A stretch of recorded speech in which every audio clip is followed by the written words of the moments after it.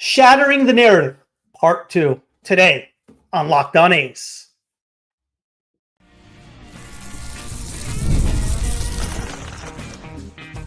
You are Locked On A's, your daily podcast on the Athletics, part of the Locked On Podcast Network, your team every day.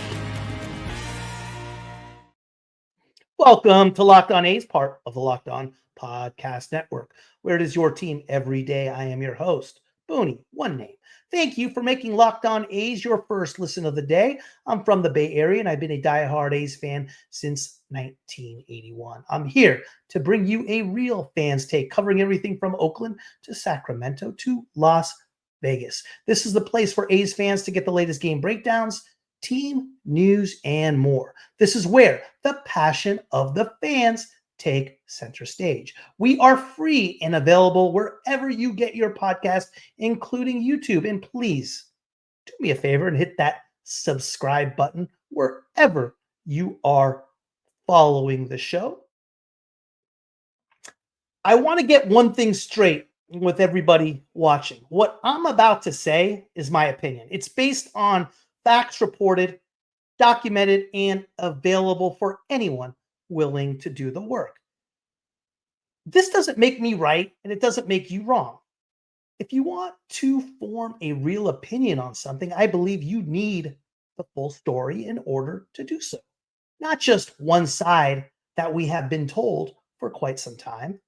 I'm filling in the spaces that the Bay Area media, that podcasters who don't support the A's or their ownership, that documentaries have conveniently omitted certain relevant information, and they have masqueraded this as truth. The omissions they have left out in their story is glaring. I don't care if you support John Fisher. I don't care if you despise him. But the obsession, whether it's from the city of Oakland or the fans, absolutely baffles me. Maybe he's a terrible owner. Maybe he's a con artist. Maybe he is just a real bad person. Maybe he's not. I don't care. However you perceive John Fisher does not change the facts.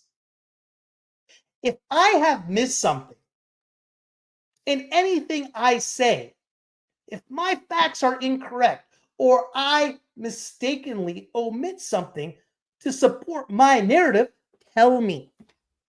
I want to correct it. I want to be educated. But at the end of the day, it doesn't matter my opinion. It doesn't matter your opinion, because that's all it really is. At the end of the day, history will be the judge. Not me, not you, history.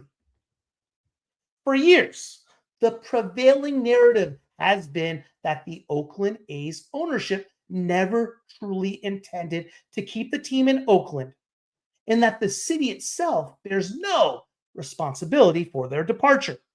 The version of events, however, ignores a complex history filled with genuine attempts by the A's to secure a long-term home in Oakland, only to be met with political delays, impractical ambitions, and roadblocks at nearly every turn. The reality is that the A's put forth multiple efforts to stay, but the city's inability to execute feasible plans ultimately doomed those attempts. From the moment Lew Wolff was hired as the A's vice president of venue development in 2003, his primary goal was clear: secure a new ballpark for the team. What followed was a decade-long struggle with numerous proposals, each met with enthusiasm, but ultimately leading nowhere due to the political infighting, economic downturns, and unrealistic expectations. The narrative we have been told as truth is ownership that began with Steve Schott to Lew Wolff and now to John Fisher did not spend on the team. And if they did spend, the fans would have shown up like they did in the glory years of the Haas ownership, which did produce 3 World Series appearances and 1 World Series title. You are right on all fronts. That narrative is correct. Haas spent, the attendance was high. But what you fail to mention is during those glory years, Walter Haas was losing anywhere between $6 to $10 million a year, according to the Forbes Financial World numbers. Now, when Lew Wolff made it clear that he would not lose money, he had a rule of thumb. Lew Wolff's rule of thumb, which was if you can keep your MLB salary at 50% of your revenues, you will probably be at the break-even point or make a few bucks. Wolff came out publicly and stated that he would not spend as Haas did if it meant losing money. And he was vilified for that. He is still being vilified today. Today, I am covering the Lew Wolff ownership years. Today's episode is brought to you in part by FanDuel. Super Bowl 59 is here, and there's no better way to make every play more exciting than with FanDuel Sportsbook. New customers can bet just $5, and if you win, you'll score $200 in bonus bets. Download the app or head to fanduel.com to get started. Lew Wolff's quest to secure a stadium in the city of Oakland began in 2003 when he was hired by Steve Schott and Ken Hoffman, then owners, as the A's vice president of venue development. In 2003, Wolff proposed a new ballpark on the Coliseum's lot and another at the Malibu/home base lots. Both efforts failed, one due to lack of funding and the other because the land was unavailable at the time. After Wolff and Johnfisher took ownership of the team, they pushed the Coliseum North plan, aiming to redevelop industrial land into a mixed-use district with a stadium. It fell apart when landowners refused to sell. Here is the thought process on why Wolff chose this site and project, which is important, versus the narrative that Wolff asked for the impossible so the city could just say no. I want to talk about this particular project, not to get into too much detail of what it was about and what it entailed, more of an idea of where Wolff's mind was and how he felt he was going to get the deal done. When a developer wants to build apartments, they need permission from the city. That's called an entitlement. Back then, each entitlement or permission to build a single apartment was worth about $100,000. If a developer planned to build 1,000 apartments, the total entitlement value would be $100 million. Now, the idea was that instead of the developer keeping that value, it would be used to help fund a baseball stadium. Now, why could this have worked? It was a win-win situation. The city wouldn't have to pay anything up front, and the community would get both a stadium and new housing. At that time, there was a high demand for housing. Developers were eager to build more apartments, making his plan very appealing. His plan was reviewed legally and even mentioned in the newspaper, so it really wasn't any type of secret deal. Now, challenges and why this deal didn't happen. Let's start with land availability. Oakland is a densely built city, so finding a large available area for a stadium was difficult. Roads, freeways, and off-ramps would need to be modified, adding time and cost. Now, what if the economy went into a downward spiral. This would make the entitlement approach unworkable. Developers were no longer eager to invest in new housing at such high values. And at the end of the day, there was city and property owner resistance. City officials were not proactive in identifying and reaching out to property owners. Some property owners did not want to sell or relocate. So making any type of land acquisition was a challenge, to say the least. When a stadium project is announced, land prices often increase dramatically, making it even harder to buy land affordably. What Lew Wolff thought was a breakthrough was met with skepticism and no effort whatsoever in attempting to get the deal done. And looking back, I don't disagree with that. The reason I wanted to get in a little bit more detail about the Coliseum North plan was because it was a bit of foreshadowing for the next decade to come. In 2006, the A's shifted focus to the Fremont Baseball Village, a Silicon Valley adjacent development meant to lure corporate sponsors, which it did. But the plan collapsed due to the Great Recession and opposition from local businesses. In 2009, San Jose became the next target. The city had secured land, corporate backing, and an approved environmental impact report. However, Major League Baseball and the San Francisco Giants blocked the effort, citing territorial rights over the areas. 2010 through 2011, the A's supported Victory Court in downtown Oakland, but it was abandoned due to skyrocketing land acquisition costs and the death of California's redevelopment funding. 2012, with Victory Court gone, attention turned to Howard Terminal, a site pushed by local investors, but not originally preferred by A's ownership. Years of negotiation followed, yet the city failed to secure a clear path forward. When I look back at the stadium issues with Oakland, I always feel like I can title it to something. It was always the Coliseum versus Howard Terminal, almost like a divided city. Oakland officials struggled to present a unified and practical stadium plan, while the A's ownership in Major League Baseball repeatedly stated their preference for building at the existing Coliseum site.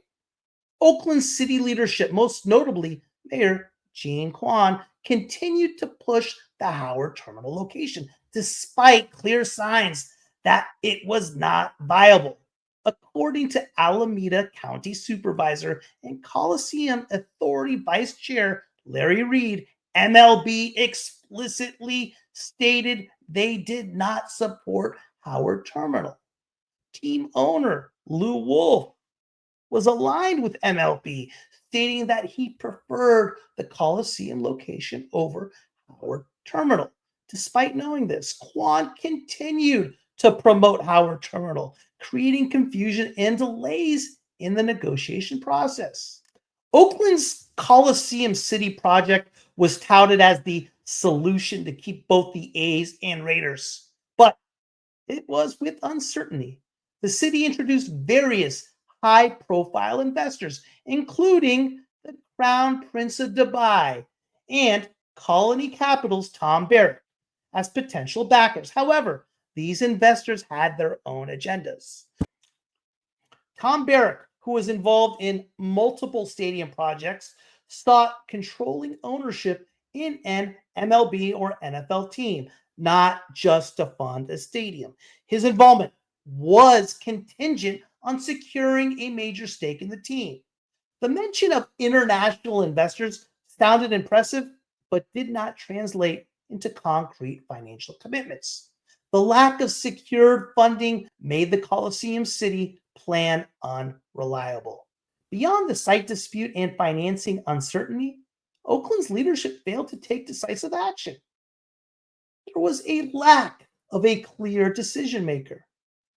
They lacked a strong leader to mediate the competing stadium visions. Former city managers Fred Blackwell and Deanna Santana focused on different proposals, leaving the mayor as the key decision maker. The divided approach of the city, with multiple factions promoting different solutions, made negotiations with the A's frustrating and unproductive. With no clear direction from Oakland, the A's saw little choice but to pursue other options where they could control their stadium project without political roadblocks. The claim that A's ownership was never serious about staying in Oakland ignores the years of back and forth with city officials, during which the team consistently stated its preference for the Coliseum site. The city's failure to commit to a viable plan and the lack of leadership in negotiations created the conditions that made staying impossible. Throughout these years, Oakland officials focused on ambitious, large-scale projects such as Coliseum City, a massive redevelopment proposal meant to transform the area into a multi-use sports and entertainment hub. While the vision was grand, there was never a concrete financial plan or full commitment from investors. The county, playing the role of a realist, questioned the feasibility of the project. Yet the city pressed on with little tangible progress. Yesterday, I concluded with Wolff's infatuation to San Jose and his lack of direction. Whatever results came out of his time as owner of the A's, and whoever we want to put the blame on, I think we can all agree that Wolff was all over the map. But why are teams leaving Oakland? The Raiders, the Warriors, and now the A's. We can point the finger at who did what and who didn't do. I mean, we can debate that for hours. I touched yesterday on the economic and crime problem that was going on during the Schott era. Today, I want to compare Oakland and San Jose during the Wolff era. San Jose back then was looked at as today's Las Vegas in the sense of the biggest threat to take baseball out of Oakland. If the Giants did not have the territorial rights, there's no doubt in my mind that the A's would be in San Jose. Why is this comparison important? It's important because it gives you context. It gives you data you need to form your opinion. Whether you agree or disagree is up to you. Oakland has always wanted someone to blame. Oakland has wanted a villain. And for too long, you've been told a story that paints A's ownership as the bad guy. Hey, who says they're not? Let's get one thing clear. I've never blamed the fans ever for the A's leaving. The issue runs deeper than that. This isn't just about a stadium. It isn't just about ownership. It's about economic reality, political power, and long-term sustainability. And I'll tell you the truth. I'll tell you the truth that others won't. The facts don't change just because of the size of your audience. Today's episode is brought to you in part by FanDuel. Super Bowl 59 is here. One game, two teams, endless possibilities. And there's no better way to make every play more exciting than FanDuel. Whether it's predicting the first touchdown, calling the MVP, or even betting on the coin toss, FanDuel makes it easy to get in on the action. With live betting all game long, you can adjust your bets as the game unfolds and feel the thrill from kickoff to the final whistle. The live betting feature lets you stay involved no matter what happens on the field, and the app is super easy to navigate. Plus, knowing that you can place a $5 bet and potentially win $200 in bonus bets for the Super Bowl, that's icing on the cake. Download the app or head to FanDuel.com to get started. Bet just $5, and if you win, you'll score $200 in bonus bets. That's FanDuel.com. Bet with FanDuel, official partner of Super Bowl 59. The size of a city matters. The overall population size, the economic base, and the ability to sustain a major league franchise. This all matters when you are talking about the business of baseball. When you dig into the numbers, you start to see why Oakland faced an uphill battle from the start. In Oakland, its total population is smaller. Less people, less spending power, less revenue. It's not a personal opinion, that's a economic reality. Without a large enough market to consistently support a franchise, it becomes difficult to justify staying. San Jose, with its larger population, has the kind of financial backing, businesses, investors, high income residents that teams need to thrive. It has a booming tech industry that generates wealth and corporate partnerships that are essential for long term sustainability. The reality is, you can't make a deal work when the fundamental economics don't support it. Other cities can tap into public funding and regional partnerships. Oakland simply couldn't. And without that funding, building a new stadium became an insurmountable challenge. And again, I am referencing the Wolff era.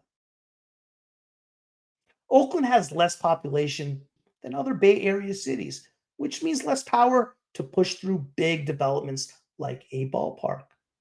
And with political power, deals stall, progress slows, and teams start looking for alternatives. A city's ability to support a team just isn't about who shows up. It's about sustained spending, ticket sales, merchandise, local business support. These are the lifeblood of a franchise. And in Oakland, the long term financial commitment just wasn't there at the necessary levels. Attendance. Here's the harsh truth. Some of you argue that Oakland has supported the A's over the years. Let's look at the facts. In approximately 50 seasons through just the Wolff years, the A's have drawn 2 million fans 11 times, less than 25% of the time. That's not regular support. That's sporadic support at best. Even when the A's did hit 2 million, that barely put them above the bottom third in MLB attendance. If a business performs in the bottom third of its industry year after year, it doesn't survive. Attendance wasn't just ownership's issue, it was a long term challenge that made private financing for a stadium nearly impossible. A new stadium just isn't about the structure, it's about guaranteeing the revenue stream that keeps the franchise competitive. Look at what happened when the A's explored stadium options outside Oakland. In Fremont, Cisco offered $120 million over 30 years for a ballpark. That's the kind of corporate backing needed to make a stadium work. In San Jose, 75 CEOs from companies worth a combined $3 trillion supported the move. That's an economic powerhouse behind a team. In Oakland, 12 companies. Oakland got 12 companies, some of which weren't even profitable. It's not enough.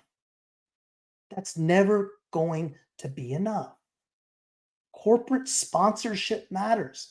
AT&T Park in San Francisco, the only fully privately financed stadium in modern MLB history, depended on corporate deals. Oakland never had that kind of backing. And without it, a privately funded stadium was a pipe dream. And when a stadium is a pipe dream, so is keeping the team.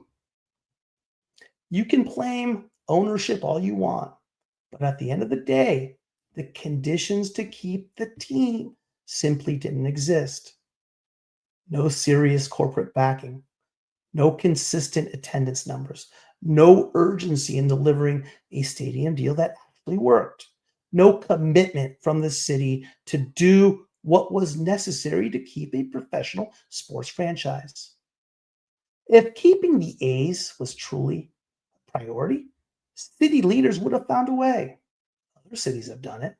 Tampa Bay, Minnesota, even smaller markets have found its way to keep their teams. Instead, Oakland let history repeat itself, just like they did with the Raiders, just like they did with the Warriors. And now, here we are again. I know the truth is painful. I know it's easier to point fingers than face reality. But the A's didn't leave because of fan loyalty. They left because of economic reality. And that's the truth. And that's the truth you can't ignore. It's a truth that doesn't change no matter how much you want it to. Thank you for making Locked On A's your first listen today. For your second listen, find Locked On MLB. Baseball guru Sully brings a daily blend of humor and baseball, keeping you updated on every rumor and story throughout the offseason. Find Locked On MLB on YouTube or wherever you listen to your podcasts. I will see you tomorrow.